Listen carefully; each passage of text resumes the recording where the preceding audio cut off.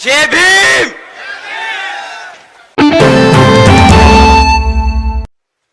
साथियों, मैं दिल से ही नहीं बल्कि दिमाग से भी आपसे बोलूंगा कि काम ले इस बारी। दिल से आदमी भावुक होके बोलता है, भावुक होके एक्शन लेता है। कभी लगता है कि यार मेरे समाज के, मेरे परिवार के, मेरे दोस्त यार के यहाँ घटना हुई तो मैं भी उसके साथ जाके खड़ा हो जाऊं, मैं भी आंदोलन करूं, मैं भी पुलिस से झगड़ूं, मैं भी एसपी और डीएम से लड़ूं कि उसको न्याय मिलना चाहिए। साथियों, ये भी तरीका होता है, बट ये कभी बीएसपी का तरीका नहीं रहा। कभी भी बीएसपी के लोग सड़क पे उतरकर किसी से लड़ाई झगड़ा नहीं करेंगे। हमारे लोगों ने हमेशा सूझबूझ और दिमाग से काम लिया। बहन जी ने हमेशा समझाया कि साथियों, सड़क पे उतरकर झगड़ा कर कर आपको आपके लोगों के लिए न्याय नहीं मिलेगा। आपको अपने समाज के लोगों के बारे में और अपने समाज को जागरूक करके वोट डाल के अपने लोगों को तख्ता में बिठाकर उन लोगों के लिए न्याय मिलेगा। साथियों, पिछले कुछ सालों से आप लोगों के बीच में इन विरोधी पार्टियों ने किस्म किस्म के लोग छोड़ रखे। अब नाम लेके उनको बताना क्या, उनको हवा देने की कोई जरूरत नहीं, पर वो आप लोगों को कुछ इस तरीके से भटका रहे हैं, वो मैं काम आपके सामने रख देता हूं और आपको बोलता हूं कि आपसे विनती करता हूं कि उनके चक्करों में ना पड़े, क्योंकि एक बार आप उनके चक्करों में फंस गए तो फिर वहां से निकालना बहुत मुश्किल होगा। साथियों, यह आदमी अपने आप को मसीहा बताता है।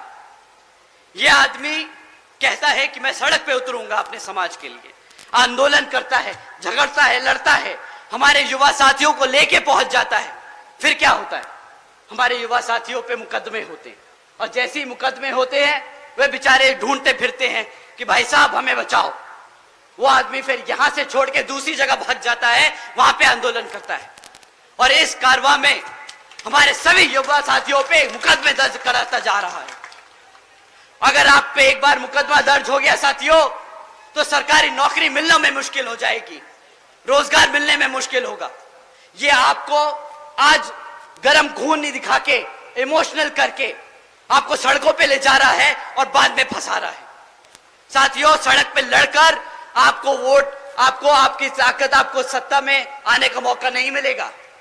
आपको अपने समाज को जागरूक करके, अपनी पार्टी को मजबूत करके उसको सत्ता में लाकर न्याय और रोजगार मिलेगा। साथियों, ऐसे नहीं मिलता रोजगार, ऐसे नहीं मिलता न्याय।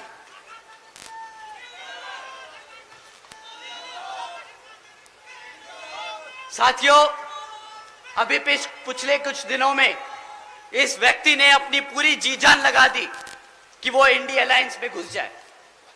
किसी तरह अगर इंडिया अलायंस में घुस गए तो भाई अपनी एक सीट निकाल लेंगे।